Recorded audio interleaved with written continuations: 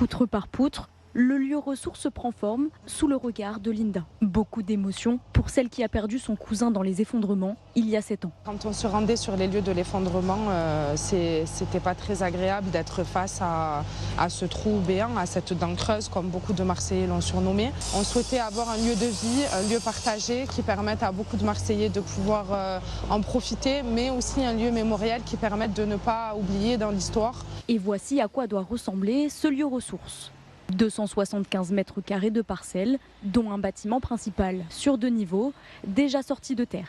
En bas, il y aura une salle polyvalente et puis en haut, un espace bureau. Objectif, accueillir toutes sortes d'événements comme des conférences et spectacles de quartier, mais surtout un espace mémoriel aménagé en concertation avec les familles des victimes. Il ne fallait pas qu'on le laisse vide, voilà. Il ne fallait pas remettre des immeubles comme avant.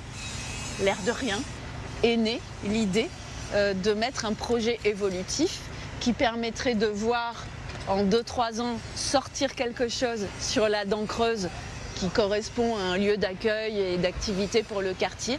Le lieu ressource doit être livré au printemps 2026. Les numéros 71 et 83 de la rue d'Aubagne seront ensuite transformés en logements sociaux avec une fin de chantier prévue courant 2028.